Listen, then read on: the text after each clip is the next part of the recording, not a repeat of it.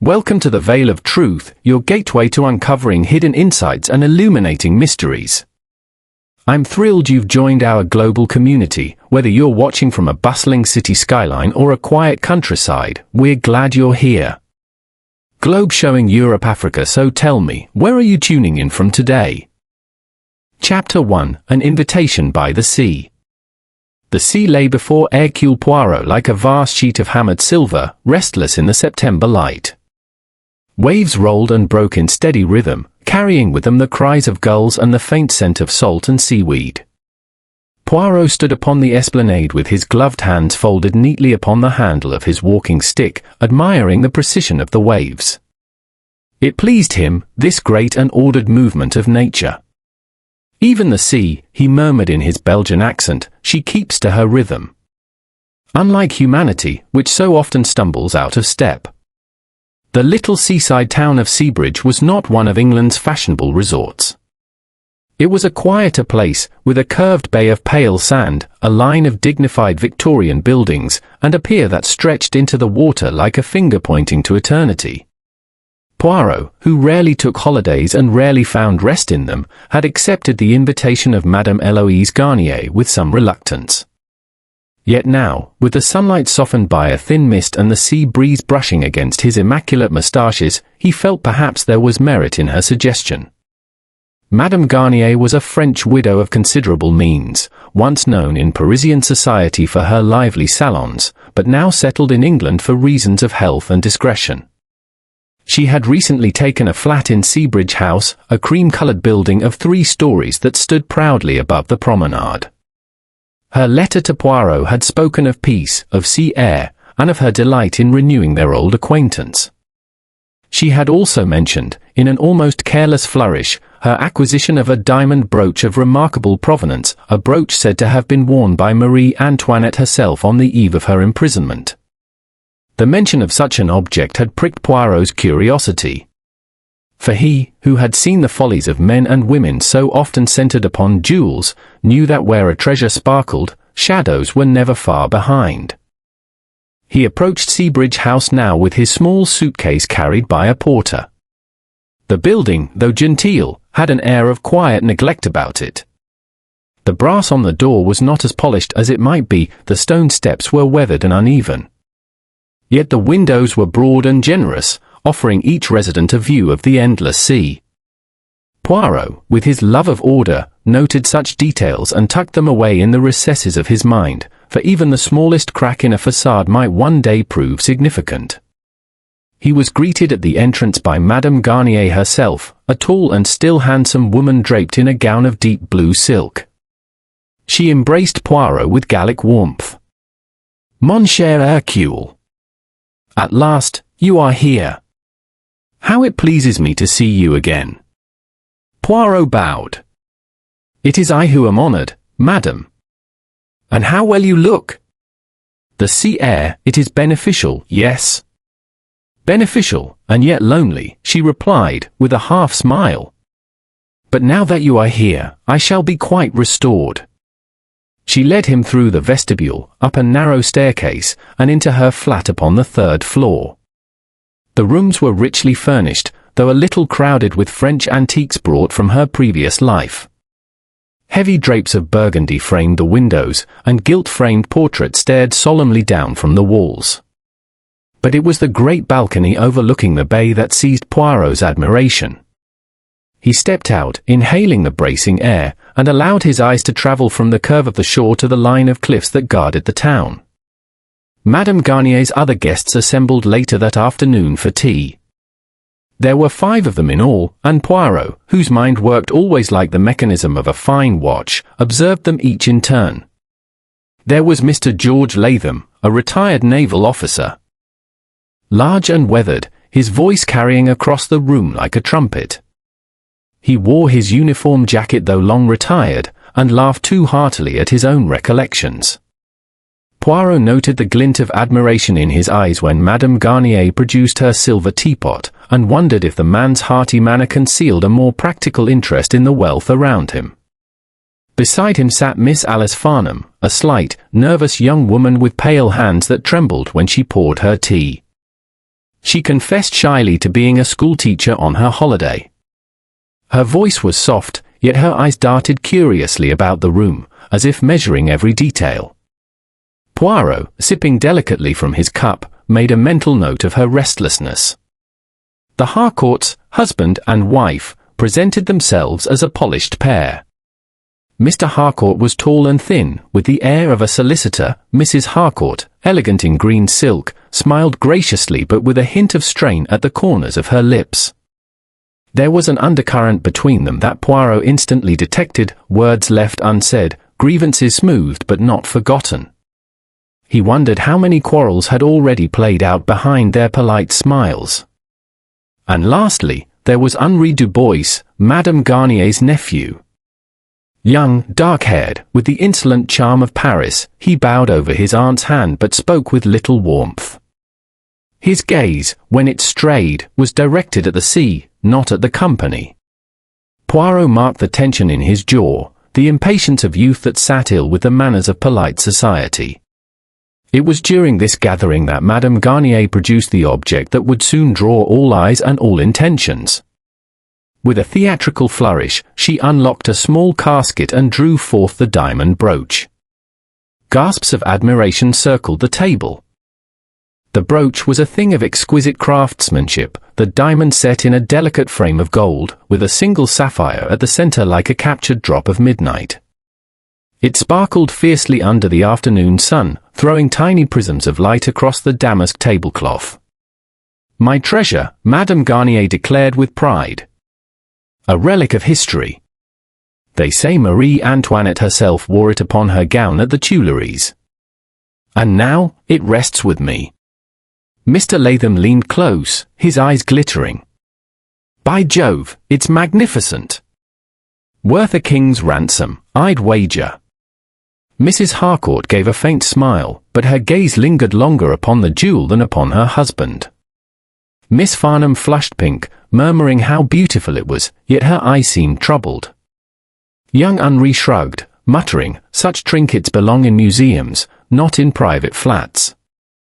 Poirot said little. He bent nearer, not to admire the brilliance, but to examine the clasp, the setting, the way Madame Garnier's hand trembled ever so slightly as she held it. He noticed, too, that she replaced it quickly in the casket and locked it again, her smile faltering for a moment as if she herself feared the jewel's dangerous allure. And Poirot, in his quiet heart, thought, where there is such a jewel, there will be a story. And perhaps, Madame Garnier, the story has already begun. As the sea beat ceaselessly upon the shore outside, the little company sipped their tea, smiled their smiles, and each, though they did not yet know it, cast their shadow upon the mystery that was soon to darken Seabridge House. Chapter 2: A Disturbance at Night. The evening at Seabridge House unfolded in the unhurried manner of all seaside towns. After tea, the company had dined on poached salmon and cold meats in Madame Garnier's dining room, while the sea murmured steadily beyond the balcony doors. Conversation flowed, sometimes spirited, sometimes subdued, as the guests adjusted themselves to one another's company. Poirot, who rarely missed an opportunity to study human behavior in its most ordinary moments, sat back in his chair and let the scene play before him like a small theatre. Mr. Latham boomed on about his naval days, spinning tales of storms in the Atlantic and near collisions with German submarines. Miss Farnham listened with round eyes, though her polite smile suggested she endured rather than enjoyed his stories. The Harcourts exchanged glances during the meal, Mr. Harcourt frowning at his wife's interruptions, Mrs. Harcourt responding with a brittle laugh whenever he attempted to correct her. As for young Henri, he ate quickly, drank more than his share of claret, and excused himself early, muttering of fatigue. Poirot himself retired soon after, though not before noting that Madame Garnier locked the casket containing her diamond brooch and placed it upon the dressing table in her room. She lingered for a moment by the box, touching it almost tenderly, before extinguishing the lamps and bidding her guests good night. Poirot's little grey cells filed away the gesture. By 10:30, the corridors of Seabridge House had fallen quiet. The waves beat ceaselessly against the shore, a sound that was soothing to some, oppressive to others. Poirot, settled in his own modest guest chamber, arranged his shoes neatly side by side, folded his waistcoat with perfect precision, and laid himself down upon the bed. Sleep, however, was long in coming. He listened to the faint creaks of the old building, the distant cry of gulls, the faint tap of the sea wind at the shutters. It was precisely midnight when the stillness was shattered. A cry rang out, high, sharp, and desperate. Poirot was instantly awake, springing from his bed with the agility of a man half his age. Another cry followed, this time unmistakably Madame Garnier's voice. "Help! Help! Mon Dieu, it is stolen!" Doors opened up and down the corridor. Slippers shuffled, voices called out in alarm. Poirot emerged, dressing gown tied firmly, and moved with calm authority towards Madame Garnier's room. Inside, a tableau of distress awaited him. The Frenchwoman stood beside her dressing table, her dark hair disordered, her face pale with terror. The casket lay open, empty. Scattered powder from a toppled box marked the polished surface of the table. She turned to Poirot with trembling hands. "It is gone! The brooch, my treasure! Someone has stolen it from me in the night." Poirot inclined his head gravely. "Courage, madam. We shall examine calmly, yes." By now, the other residents had crowded into the doorway, a curious and uneasy gathering in their nightclothes and dressing gowns. Mr. Latham thundered indignantly, demanding how such a crime could be committed under their very noses. Mrs. Harcourt clasped her wrap tightly about her shoulders, whispering to her husband. Henri Dubois appeared last, his hair tousled, his manner impatient rather than shocked. Poirot, raising a hand, requested silence. "We must proceed in order. First, Madame Garnier, when did you last see the brooch?" "Tonight, before I retired. I placed the casket here, upon the table, as always." "I locked it, I am certain." Poirot examined the box. The lock had not been forced. The key, a tiny golden one, still hung from the chain at her neck. He looked at the dressing table again.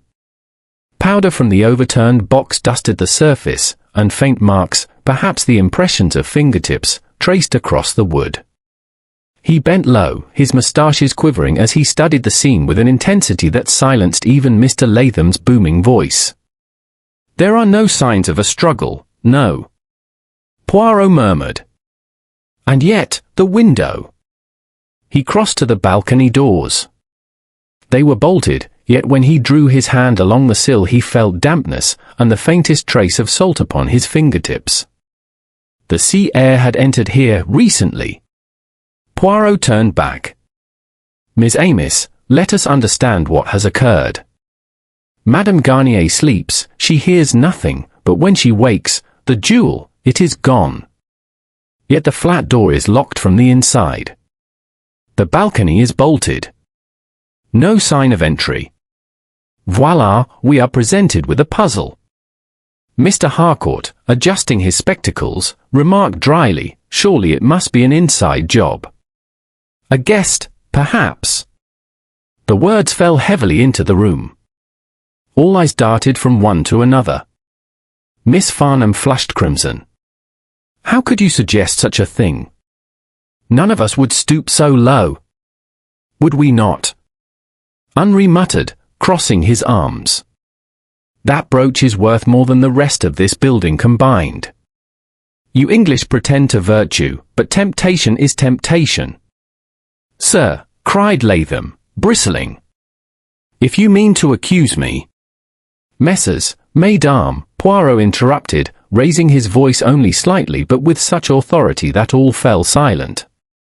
"We must not accuse without reason. It is disorderly. And Poirot, he does not permit disorder." He paced slowly about the room, his eyes travelling to every corner, every shadow. At last, he turned to Madame Garnier. Who has knowledge that this jewel was in your possession? Why, all of you, of course. I displayed it at tea. But no one else in the building, unless, she hesitated. Unless the caretaker. He comes and goes, but I trust him. Poirot inclined his head thoughtfully. Perhaps. Yet we must not leap to conclusions. For the present, we know this, the jewel has vanished, though no sign of forced entry exists. The solution, it hides itself in the detail, as always. The group dispersed reluctantly. Mr. Latham muttered about standing guard with his revolver. The Harcourts exchanged sharp words in undertones. Miss Farnham lingered, wringing her hands, until Poirot gently guided her towards the door. Only Henri remained unmoved, yawning as though bored by the entire scene. When at last the room was quiet again, Poirot stood by the balcony doors and gazed out at the restless sea. The moon rode high above the waves, silvering the waters.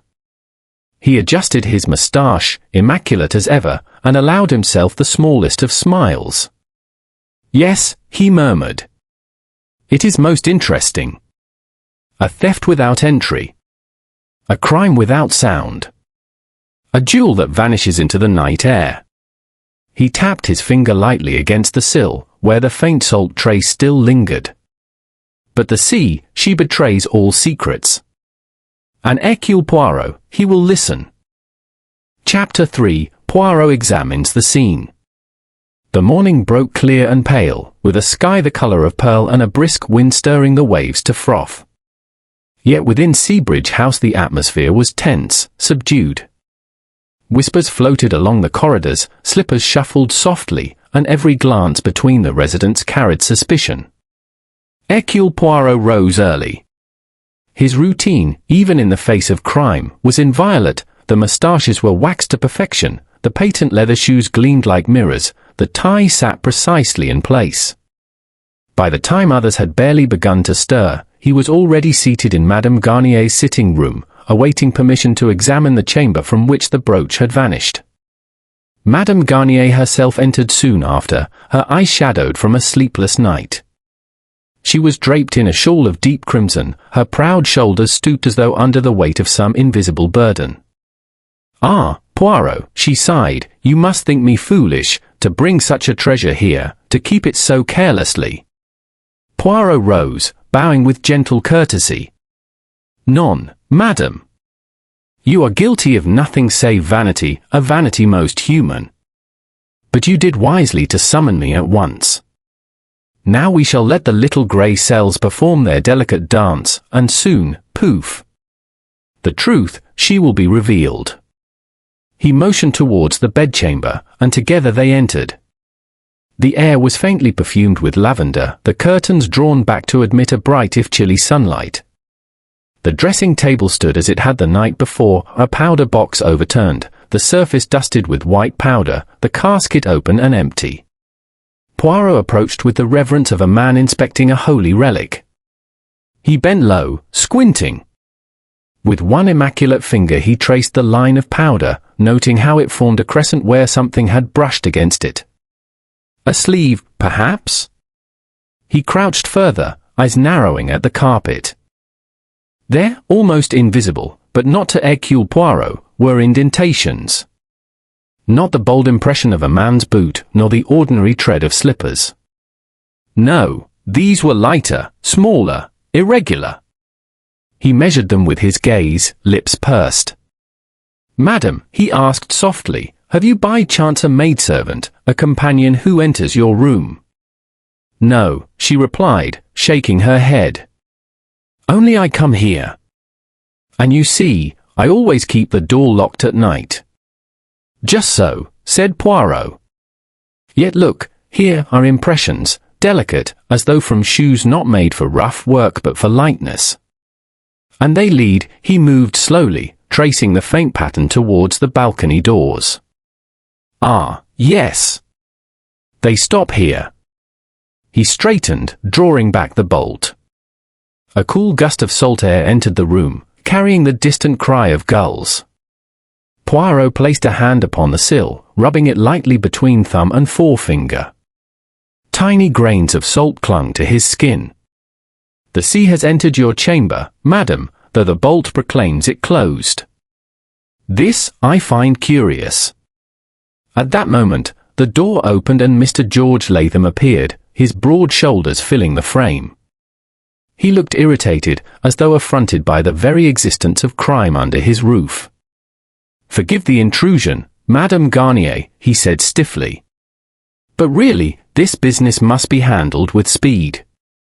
The police ought to be called. Scotland Yard, if necessary." Poirot turned to him mildly. "You are perhaps correct, monsieur. And yet, may I observe, the Yard, they come with their boots, their measuring sticks, their fingerprints. They trample, they confuse. Poirot, he begins first with order, with the mind. Then, when the Yard arrives, all is already arranged." Latham grunted, unconvinced, but remained at the door, his sharp eyes fixed upon Poirot's every movement. Poirot, unperturbed, bent once more over the carpet. His fingertips brushed lightly across a tiny object near the table leg. He held it up delicately, a fragment of thread, pale and fine, no longer than a fingernail. He regarded it for a moment, then tucked it into a small envelope which he produced, as if by magic, from his pocket. Miss Farnham, pale and hesitant, entered then, clutching her hands together. "I beg your pardon, Madame Garnier. I only came to ask if there is anything I might do. Perhaps to fetch you something, or—" She stopped abruptly, seeing Poirot kneeling by the balcony. Her eyes widened, and she turned faintly pink. Poirot noted her discomposure with interest. "You have the kindness, mademoiselle," he said smoothly. "Tell me, last night, did you hear anything? You are above, in the flat above, n'est-ce pas?" "Yes," she admitted, twisting her fingers.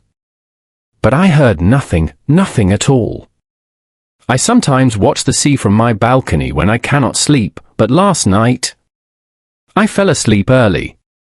Her words tumbled out too quickly, and her eyes slid away. Poirot merely inclined his head, as though satisfied. At that moment the Harcourts appeared together. Mr. Harcourt looked grim. Mrs. Harcourt, elegant as ever in a silk morning gown, appeared oddly distracted, her eyes darting about the room as though seeking something. "It is shocking," Mrs. Harcourt murmured, placing a hand upon her breast. "To think such a thing could happen, here, amongst us." Her husband gave a curt nod. "It can only have been someone in the house. No intruder could possibly have gained access without detection." Poirot turned, smiling faintly. "Ah, monsieur, but you forget, it is often those who declare most quickly, who are themselves under suspicion." Mr. Harcourt stiffened, while his wife let out a nervous laugh. Poirot observed them both with narrowed eyes before turning his attention once more to the balcony. Henri Dubois was the last to appear. He leaned lazily against the doorframe, his dark eyes bored, his tone dismissive. "All this fuss over a trinket," he muttered. "Perhaps my aunt has simply misplaced it." Madame Garnier drew herself up with dignity. "Misplaced? Henri, how dare you? That brooch was my pride, my history. You know well it was stolen." Henri shrugged, as though the matter did not concern him. Poirot studied him carefully, noting the clenched jaw, the quick narrowing of the eyes. At length, Poirot addressed them all. His voice was calm, but carried with it a weight that drew their full attention. "Miss Amiss, we have a crime most curious. A jewel disappears, yet the doors are locked, the windows bolted. There is powder spilled, there are small impressions upon the carpet, there is salt upon the sill. The method, it is ingenious, mais oui. The question is, who amongst you possesses both the daring and the knowledge to commit it?" No one spoke. The silence of the room was filled only by the distant pounding of the sea. Poirot folded his hands neatly together. For now, I ask you only this: remain calm, remain present. Do not, I beg you, attempt to depart Seabridge House. Soon the truth will come, like the tide. And when it comes, it will leave no doubt. He bowed slightly, and with that, dismissed them. They filed out reluctantly, some defiant, some pale, some thoughtful. Poirot remained alone, gazing out upon the grey waters. His mind was already arranging the puzzle, each detail a piece, each face a potential answer. And softly, he whispered, the sea, she leaves her mark. The crime, it leaves its trace. And Hercule Poirot, he leaves nothing to chance. Chapter 4: Suspicions and Secrets. Seabridge House awoke that morning to unease. The sea shone coldly beneath a washed-out sky, and gulls wheeled above the bay with harsh cries, as if echoing the discord inside the building. No one seemed at ease in their movements, doors opened with unnecessary caution, voices dropped to whispers, and even the caretaker, usually cheerful with his broom, glanced nervously at the guests as though fearful of what might yet be uncovered. Hercule Poirot, who thrived on such atmospheres, moved calmly through the day. He breakfasted on rolls and chocolate, as precise in his choice as in his attire, and thereafter requested private conversations with each of the residents. To Madame Garnier he explained gently, "Forgive me, madam, if I pry into the affairs of your household. But you understand, the truth, it is often hidden in the small corners where no one wishes to look. We must illuminate those corners, even if they cause embarrassment. Will you permit it?" With a resigned nod, she agreed. Thus Poirot began his quiet interrogations, one by one. Mr. George Latham. The retired naval officer was summoned first. He entered briskly, his posture ramrod straight, his jaw set. He sat heavily upon the chair opposite Poirot, folding his arms with military authority. "Well then, Monsieur Poirot," he began gruffly, "ask your questions. But I warn you, I'll not tolerate slander."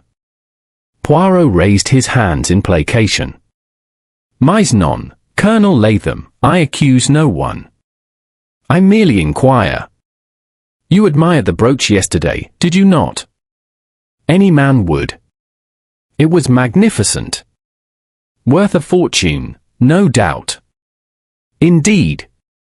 And you, who have seen the world, you would perhaps recognize the temptation such an object presents."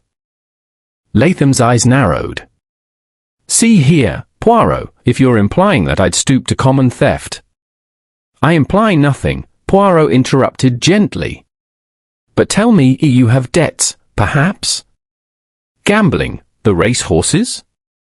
It is common among gentlemen retired." The flush that rose in Latham's face betrayed more than he intended. He hesitated, then barked, "A few trifles, yes. Nothing I cannot handle." Poirot inclined his head, his expression unreadable. "Bon. We shall call them trifles. Yet trifles, they sometimes lead to desperation. Merci, Monsieur Latham. That is all for now."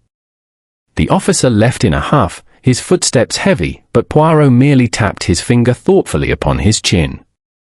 "Miss Alice Farnham." She entered timidly, smoothing her plain skirt as though to hide the trembling of her hands. Poirot greeted her warmly, offering her a seat by the window where the sea could be glimpsed beyond. "Mademoiselle, you are fond of the sea?" he asked softly. "Yes," she admitted. It helps me sleep. At least, it usually does. Last night I was so restless." "Indeed? You told us you slept early." She blushed, twisting her handkerchief. Perhaps I did not explain well. I often sit on the balcony. Sometimes I cannot rest unless I have watched the waves. Last night. I think I was too tired to remain long. I must have gone in early." Poirot regarded her with mild eyes, though his mind noted every nervous movement. You're a teacher, I think. Yes. In Cambridge. My pupils are very dear to me. And yet, the life of a teacher, it is not rich. Perhaps there are expenses that trouble you. Her eyes filled briefly with tears. She shook her head quickly, but Poirot saw the denial was more of pride than truth. We manage, she whispered. Poirot reached across the little table, patting her hand gently.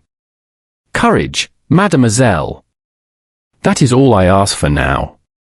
When she had gone, he allowed himself a murmur, so delicate, so anxious. A bird in a cage, perhaps. But even the little bird, she can steal a jewel if driven by necessity. The Harcourts. The Harcourts arrived together, though it was clear they would have preferred to be interviewed apart. Mr. Harcourt, severe and polished, sat bolt upright, while his wife lounged elegantly in her chair, a faintly mocking smile upon her lips. Poirot bowed courteously. Monsieur et Madame, I must inquire into your movements last night. Mr. Harcourt answered at once. We retired at 11. We heard nothing until Madame Garnier's cries woke us. His wife gave a small laugh. You forget, Charles, we heard the wind rattling the balcony shutters, did we not? Mr. Harcourt's mouth tightened. I recall no such thing. Mrs. Harcourt shrugged. Perhaps I imagine it. But I am sure I heard something unusual. Poirot interposed delicately. And you, Madame Harcourt, you wear this morning a most charming ring. New, is it not? She glanced at her hand, as though startled he had noticed. Yes, it was a gift. From Monsieur Harcourt. A pause. Her smile faltered. Of course, she said lightly. Mr. Harcourt shifted uncomfortably. Poirot's eyes lingered on them both, catching the faint undercurrent of resentment. Thank you, Miss Amos, he said softly. It is curious, is it not? A jewel stolen here, and another acquired there. Perhaps coincidence. Perhaps not. The Harcourts departed in silence, their faces tight with unspoken words. Henri Dubois. Last came the nephew, sauntering in with hands in his pockets, his expression one of languid impatience. He flung himself into the chair opposite Poirot and stared out of the window. Well, he demanded. Do you mean to accuse me too, Monsieur Detective? Poirot spread his hands. Accuse? No, no. I merely seek to understand. You are family to Madame Garnier. You know her habits. Perhaps you know her jewel also. Henri gave a disdainful laugh. That brooch? I told you before, it belongs in a museum. I care nothing for such trinkets. Yet money, monsieur, one cares for that, eh? You are young, your taste's expensive. Paris, it is not kind to the empty pocket. The young man's eyes flickered dangerously, but he shrugged. If you think I'd steal from my own aunt, you are mistaken.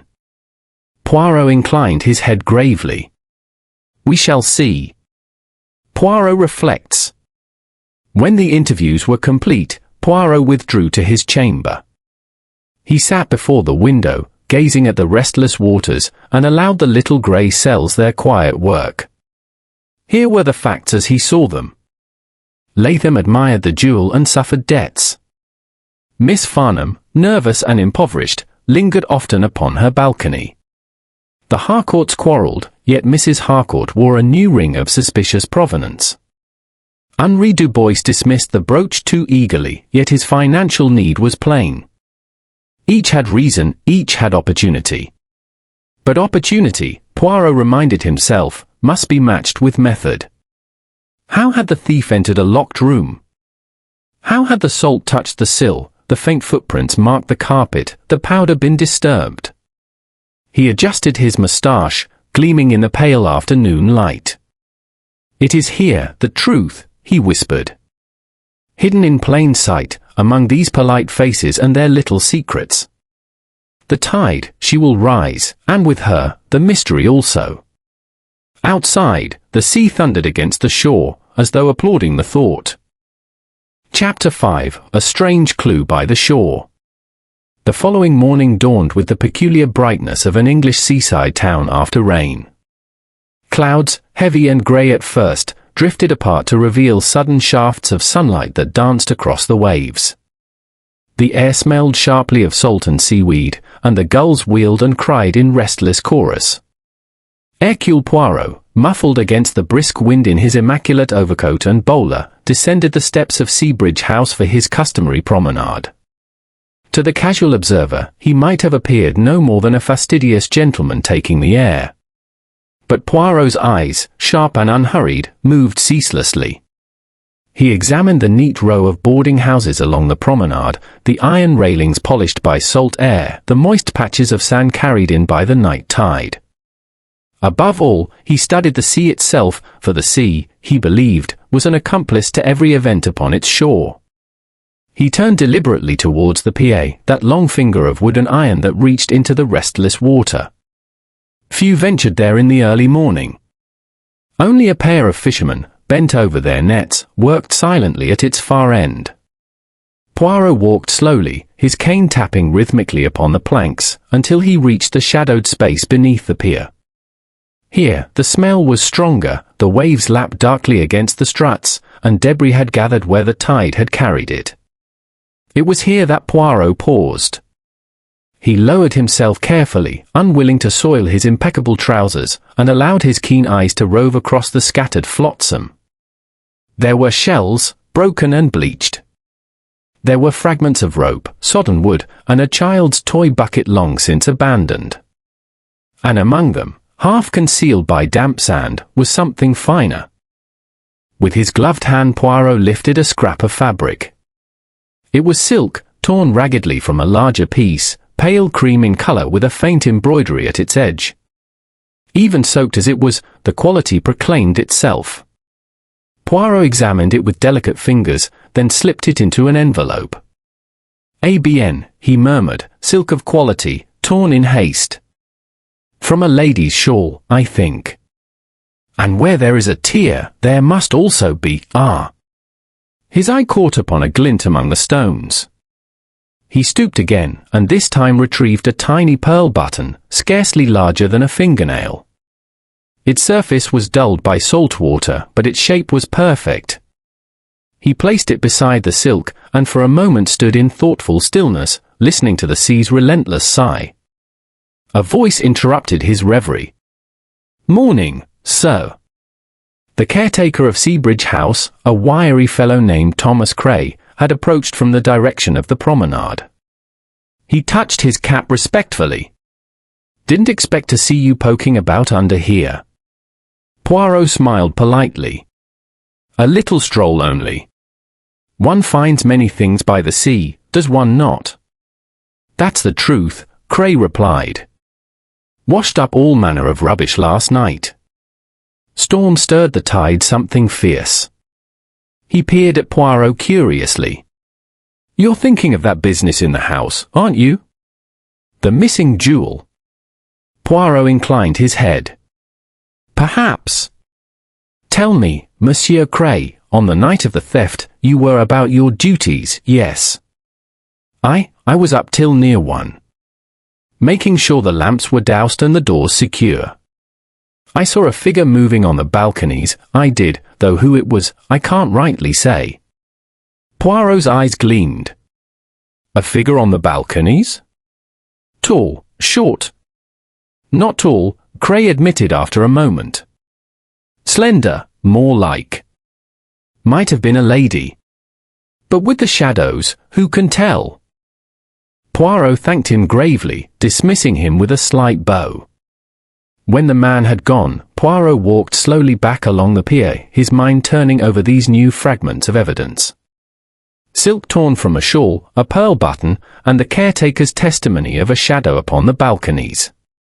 Details, small, but to Poirot, details were the marrow of truth. Back at Seabridge House, the household was in a state of fragile politeness. Breakfast was served in Madame Garnier's sitting room, though little was eaten. Mr. Latham attacked his kippers with unnecessary force, while Miss Farnham merely pushed toast about her plate. The Harcourts sat stiffly side by side, speaking to no one. Henri Dubois lounged near the window, smoking against his aunt's protests. Poirot entered, setting his cane neatly by the door. He observed them all before speaking. "Mesdames et messieurs," he began, "the police have not yet been summoned. Madame Garnier, she has entrusted the matter first to me. This is wise. For sometimes, when the police arrive, the guilty one is alarmed and flees. We cannot allow that." A ripple of unease passed across the table. Poirot, noting every flicker of eye and twitch of hand, continued smoothly. "This morning, I have walked by the sea. I have made discoveries. A fragment of silk, torn. A pearl button, dislodged. And the testimony of your caretaker, who speaks of a figure moving across the balconies when all should have slept." He let the words fall with deliberate weight. Miss Farnham dropped her spoon with a clatter. Mr. Harcourt adjusted his spectacles, avoiding his wife's gaze. Latham snorted incredulously, while Henri exhaled smoke with studied indifference. Poirot's voice softened. "I do not say to whom these fragments belong. Not yet. But know this, the sea does not lie. She carries away much, but she also returns what is not hers. And already she returns to me the first pieces of truth." Silence followed, heavy as the mist outside. Poirot busied himself buttering a roll, as though the matter were of no importance. But in his eyes there was a gleam of certainty, of satisfaction. The threads of the tapestry were beginning to reveal their pattern. Later that morning, Madame Garnier summoned Poirot privately. She was agitated, pacing the room with nervous energy. "Monsieur, I cannot bear this waiting. Tell me, do you know who has taken it?" Poirot regarded her gravely. "Madam, I know much, but not yet all. To accuse, one must be precise. Yet already, certain things are clear." "What things?" she demanded. That the thief was familiar with the flat, he replied softly. That they possessed small feet, or light shoes. That they had need, whether of money, of revenge, or of desperation. And that, above all, they are here, still within Seabridge House. She gasped, her hand flying to her throat. "You mean, one of my guests?" Poirot inclined his head. "Or one who has access like a guest. Madam, I beg you, show no fear.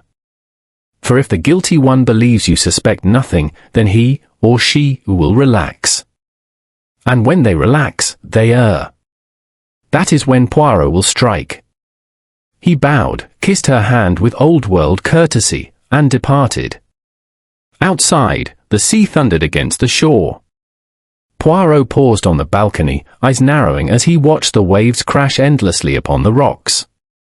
"The tide," he whispered to himself, "brings in more than shells and driftwood.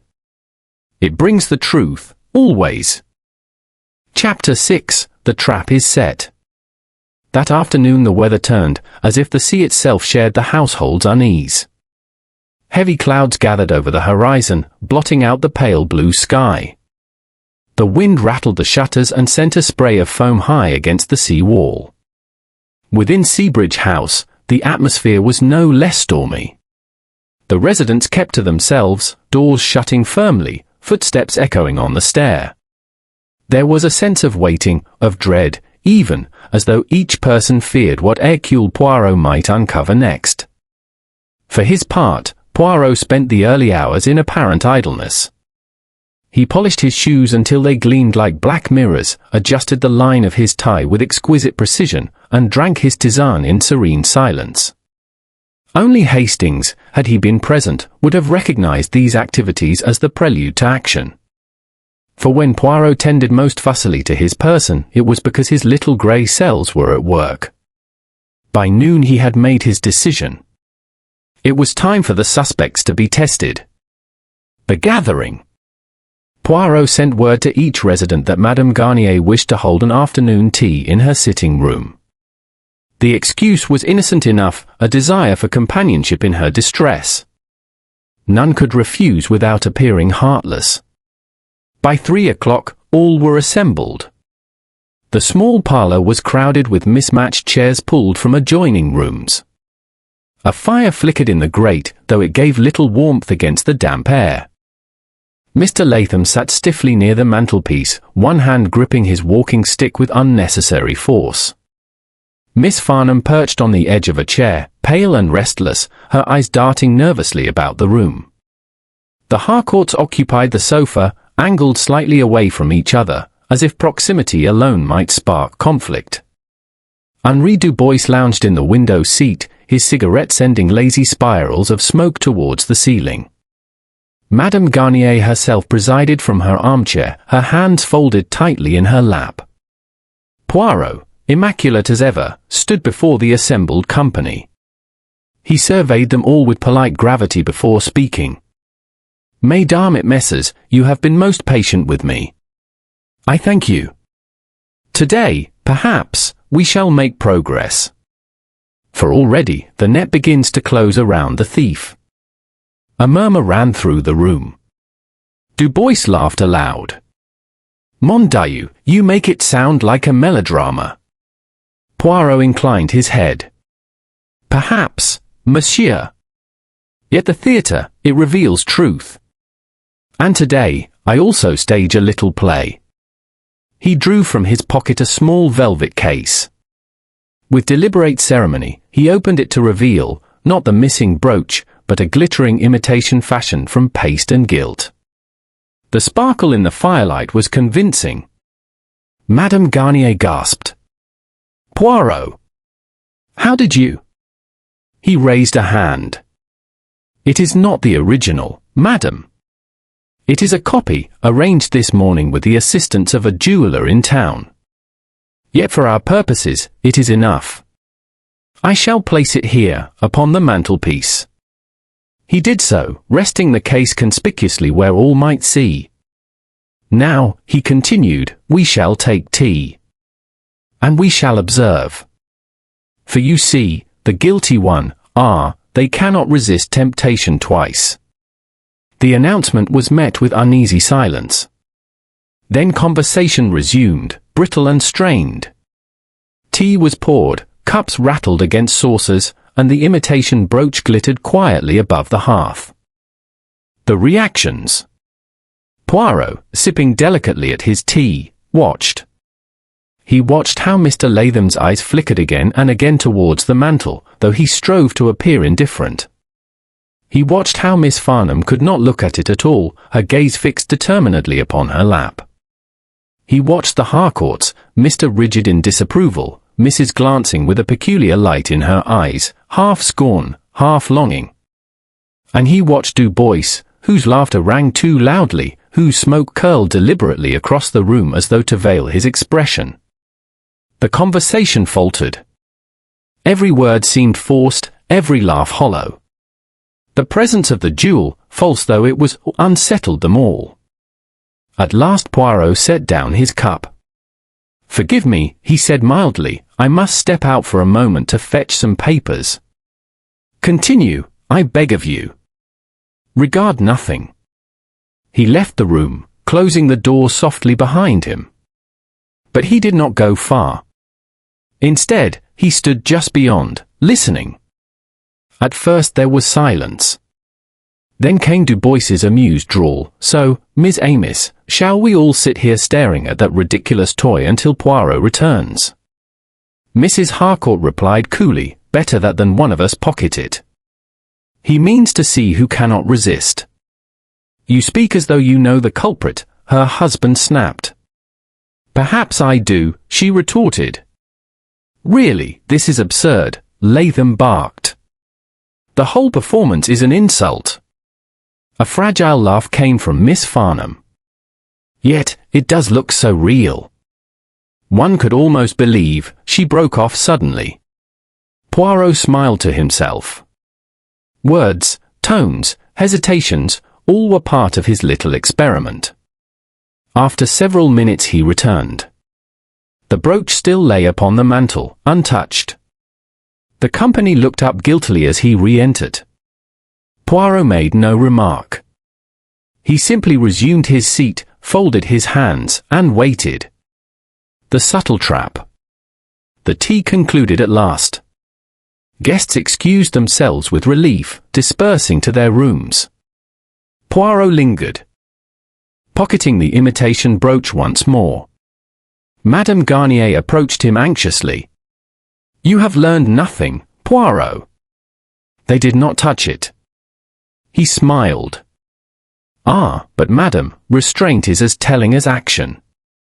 Already I see who fears the jewel most, who desires it, who mocks it. It is all instructive." Later, as evening fell, Poirot moved quietly through the corridors. He paused outside each door in turn, listening to the whispers within. At Miss Farnham's room he heard the faint sound of sobbing. At the Harcourts, the low hiss of argument, words sharp as daggers. At Latham's, the scrape of a drawer hurriedly shut. And from Du Bois, laughter, careless and mocking. Poirot returned to his own chamber. From his pocket he withdrew the scrap of silk and the pearl button found by the shore. He placed them beside the imitation brooch on his table. Then, adjusting his moustache with fastidious care, he spoke softly to the empty room. "The net tightens. The little play, it has revealed much. But still, the final act, it awaits. And for that, Poirot must set a trap more delicate, more decisive." He extinguished the lamp, leaving the room in darkness. Outside, the sea crashed upon the rocks with ceaseless fury, as though echoing the storm that brewed within Seabridge House. Chapter 7. The Trap is Sprung. The night descended early, heavy clouds blotting the stars and the restless sea pounding against the breakwater. Within Seabridge House the lamps glowed warmly, yet the atmosphere remained taut with unease. Each resident had retired to their rooms, or so it appeared. The corridors were hushed, the sound of the wind rattling the shutters the only accompaniment to the silence. Hercule Poirot sat upright at his desk, immaculate even in solitude. Before him lay three items, the imitation brooch, the scrap of silk, and the tiny pearl button. His fingers traced each object in turn as though testing their weight in truth. "Tonight," he murmured, "we arrive at the turning of the tide. One must not merely wait for the thief, one must coax them into revealing themselves." He rose, took up the imitation brooch once more, and, after a careful glance around, slipped quietly into the corridor. His little feet moved without sound across the carpet. He entered Madame Garnier's room. She had already retired, and with her permission placed the imitation brooch in its case upon her dressing table, exactly where the real jewel had once been kept. "Courage, madame," Poirot whispered. "We shall have our answer before morning." She nodded nervously, clutching her shawl tighter about her shoulders. Poirot extinguished the light and withdrew, leaving the room in darkness save for the faint gleam of moonlight through the shutters. The watch. Poirot positioned himself in the narrow sitting room adjoining the corridor. The door was left ajar, affording him a view of Madame Garnier's door. He had no companion save the ticking of his pocket watch and the occasional hiss of the sea outside. Time passed slowly. Once, he heard the boards creak as someone moved along the passage, another time, the faint sound of a window opening somewhere above. Poirot sat motionless, patient as a cat at a mouse hole. Then, near midnight, the soft scrape of a latch broke the stillness.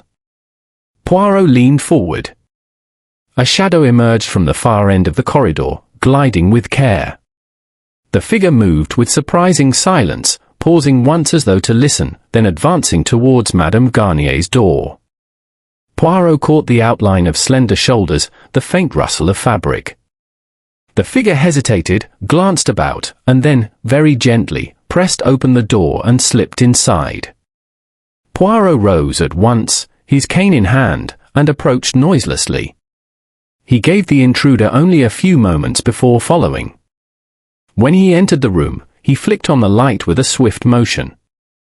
There was a cry, sharp, startled, and Miss Alice Farnham turned towards him, frozen like a bird caught in a snare. In her hand, glittering under the sudden lamplight, lay the imitation brooch. The confrontation. For a long moment neither spoke. Then Miss Farnham's hand trembled, and the jewel fell with a clatter upon the dressing table. "Monsieur Poirot," she gasped, her face pale. I can explain." Poirot raised a hand. His voice was calm, almost gentle. "Mademoiselle, explanations, they are often the embroidery, not the cloth. You entered this room in secret. You took the brooch. Voila. That is fact." Her lips trembled. She sank into the nearest chair, hiding her face in her hands. "I wasn't going to keep it," she whispered. I only wanted to look again. To hold it. Again?" Poirot repeated softly. "You admit, then, that you held it before, on the night it vanished?" Her silence was answer enough. Poirot sighed. "Why, mademoiselle? Tell me that. A woman of gentleness, of modesty, why stoop to theft?" At last she raised her eyes, and they shone with desperate tears. "You do not understand. I had no choice.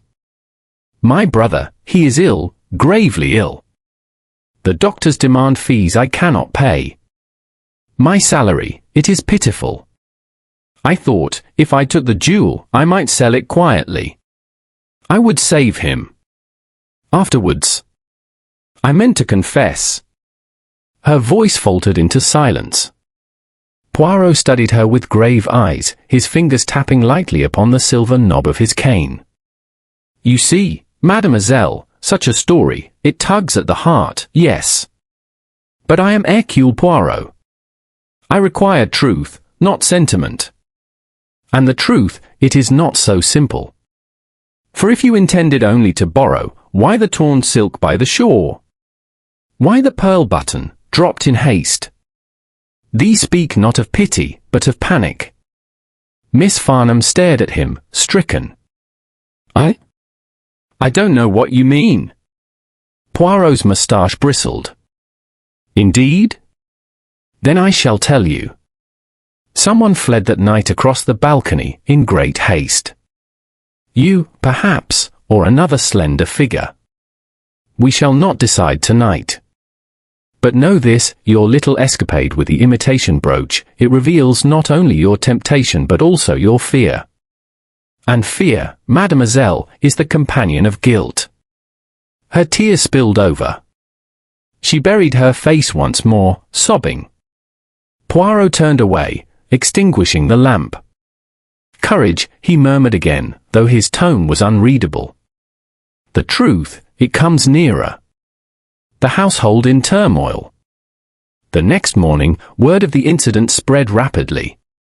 Miss Farnham did not appear at breakfast.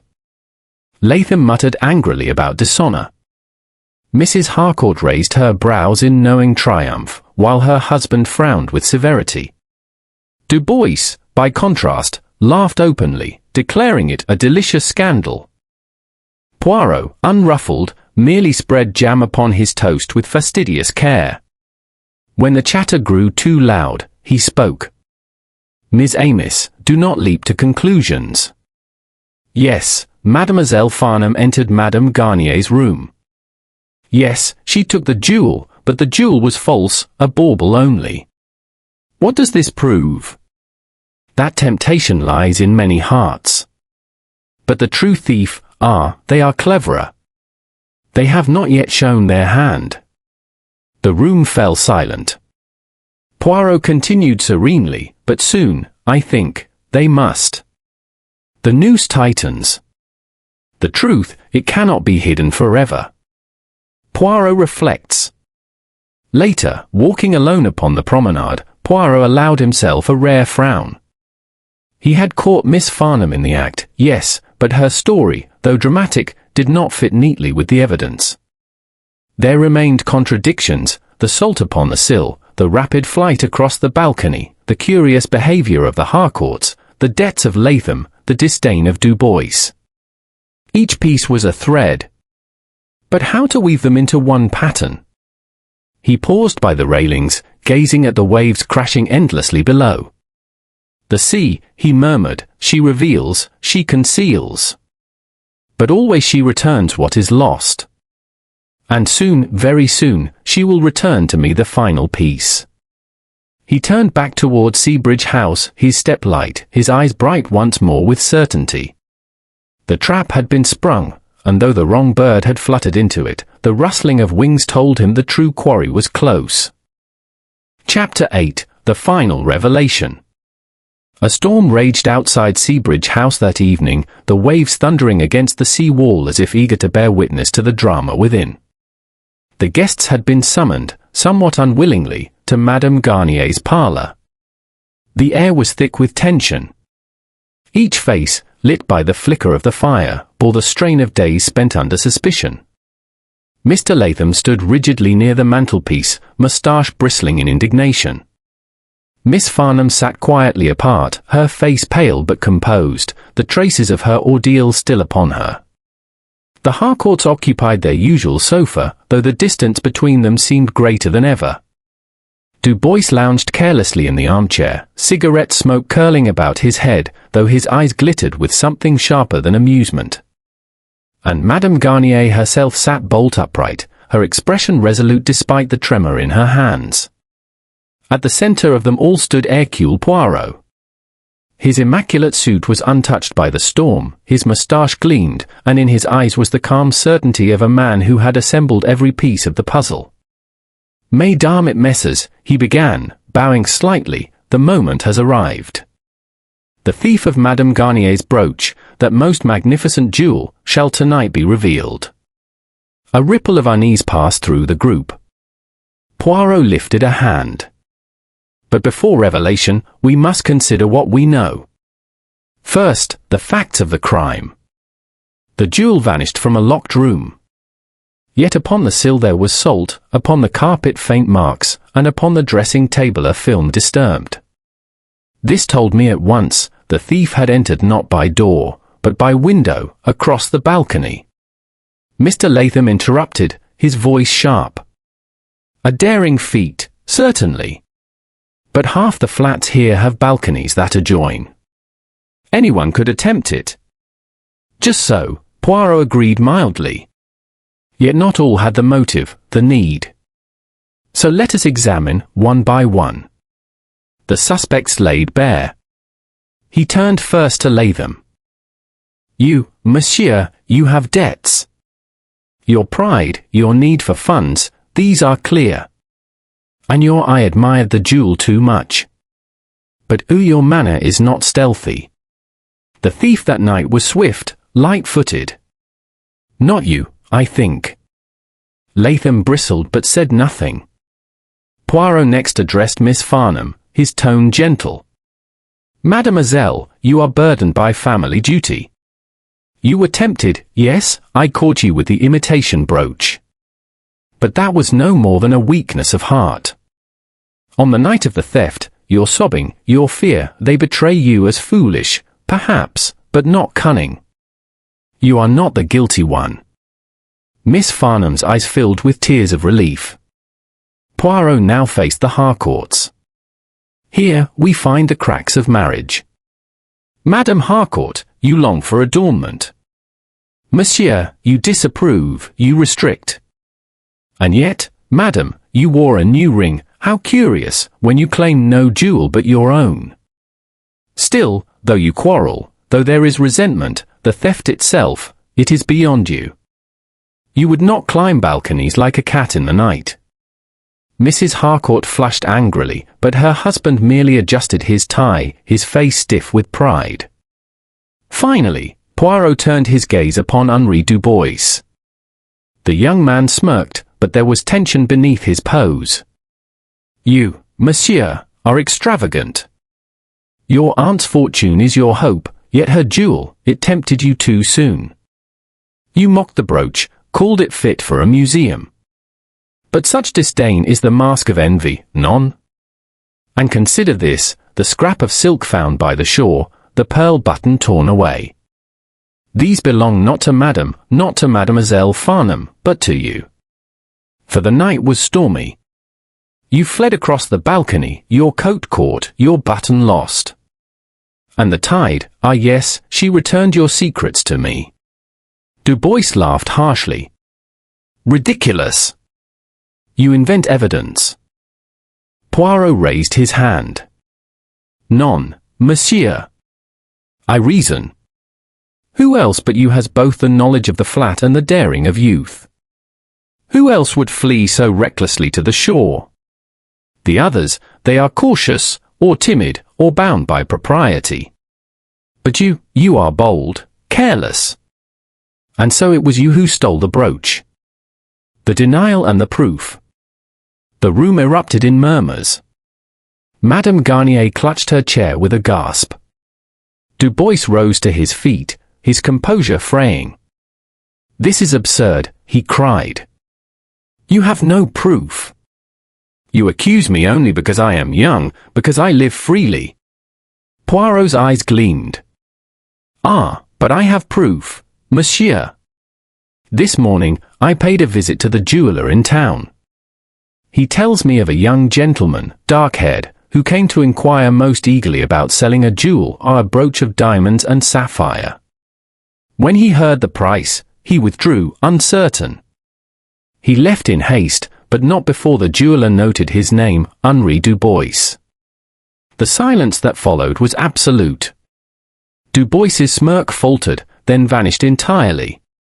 His hand twitched towards his pocket as though to reach for something, then fell limp. Poirot continued, his voice now like steel. You see, monsieur, your theft was not of sentiment, but of greed. You hoped to sell the jewel, to fund your pleasures. But the storm betrayed you. The tide returned your scraps. And the jeweller, he remembered. The confession. All eyes were fixed upon Dubois. For a moment he seemed about to protest again. But then his shoulders slumped, and he gave a short, bitter laugh. Very well, he said. Yes. I took it. Why should I not? She keeps her treasures locked away while I, her own nephew, struggle. What is family for, if not to share? Besides, it was only a trinket. Madame Garnier rose to her feet, her face pale with outrage. A trinket? That jewel was my mother's, your grandmother's. And you would sell it for your indulgences? Henri, you shame our name. Dubois shrugged, though the bravado was gone. Names do not pay debts, aunt. Jewels do. Poirot's conclusion. Poirot stepped forward, lifting the imitation brooch from the table where it gleamed faintly in the lamplight. You see, mesdames et messieurs, the truth, it is always simple once revealed. The thief was not the stern officer, nor the anxious teacher, nor the quarrelling couple. It was the one who mocked too loudly, who dismissed too easily. Always, the guilty one seeks to deflect attention with scorn. He closed the case with a snap and handed it to Madame Garnier. Your jewel, madame, will be restored. The real one the jeweller holds in safekeeping until the authorities are satisfied. Justice will be served. He turned to the group, his expression softening. For the rest, let there be peace. Suspicion, it poisons the soul. Now the poison is drained. You may breathe again. Epilogue. Later, as the storm subsided and the first stars pierced the night sky, Poirot stood alone upon the balcony. The sea, calmer now, whispered against the rocks. He drew his coat close and adjusted his moustache with satisfaction. The little grey cells, he murmured, they have triumphed once more. The sea, she returned her secrets. And human nature, it never changes. Vanity, greed, desperation, always they lead to folly. He turned back into the warm glow of Seabridge House, leaving the sea to its eternal rhythm.